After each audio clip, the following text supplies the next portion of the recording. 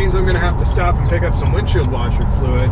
Welcome back to another video. Today I wanted to talk to you guys about the ZR1 Corvette. I've made some videos, some of which have done quite well for me, all of which have done quite well for me, actually. Never driven the car, I've never seen it in person, it's never been in Canada. Like it literally hasn't been here, and I haven't left the country in 10 years. So my availability to see the car has not yet existed. My criticisms for the car are zero. I think it looks every bit as special as a top-tier Corvette should be. It is every bit as next step as the top tier should be. My complaint with the ZL1 versus my SS is it's not so special. You put a skirt kit on this, you put them side by side, you walk around the two cars, it really isn't that different. Those two cars are just like almost a generation gap apart. The Z06 versus the ZR1 Corvette. And my hopes were high, very, very, very high. I'm a Corvette guy. To me, that's like it. When you can buy yourself the spec of Corvette you like, you've just achieved greatness. I don't need a McLaren. I don't need any of that. And I don't want any of those cars any more than I would love a ZR1 or a very well-spec Z06 or anything like that. So the car's done its rounds at a bunch of shows in North America. Was unveiled in Dubai, as you guys are well aware, and then it doesn't really do anything. So then Ford takes their beloved GT, 500,000 US dollar, like 700,000 Canadian dollar, high performance supercar. It's very high performance. I'm not going to sit here and just bash on the Ford GT.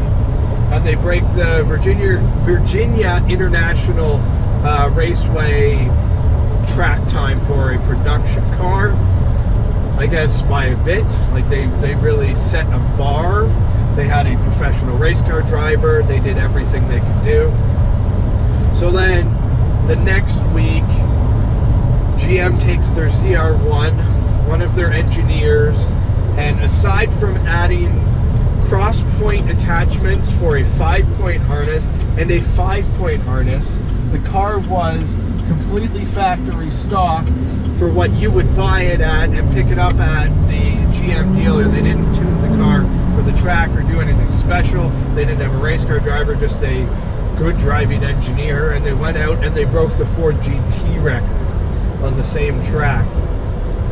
And the part that just tweaks me is the hype.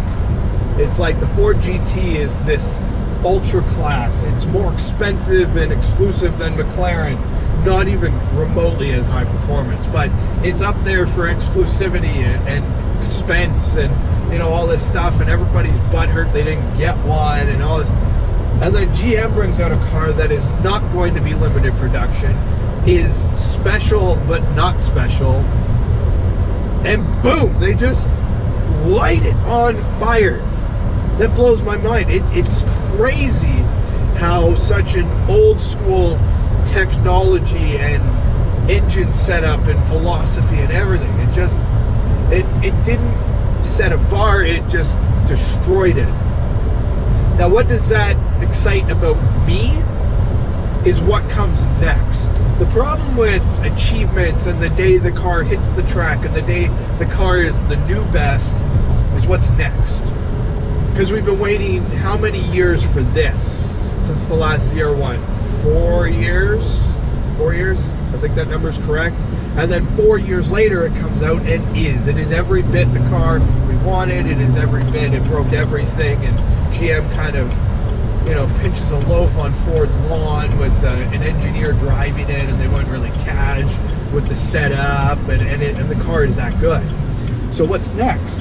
If they do a mid-engine car, and I really hope they do, more so than ever, because they've got their aero game on point, they've got their horsepower on point, chassis, suspension, everything is on point. If they take everything they've learned from all of their experiences with the ZL1 1LE, the ZR1, and they apply it into a mid-engine car which has better handling characteristics due to physics and nature, and everything else is better, it's going to be amazing. It's going to be a affordable car that really redefines what value is and what you're getting for your money.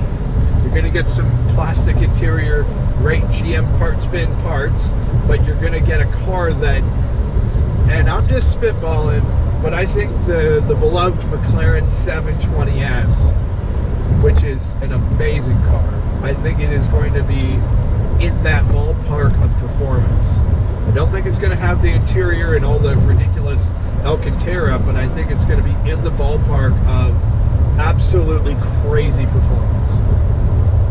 It's my prediction. I mean, the ZR1 is no slouch, and it's holding its own in almost every aspect.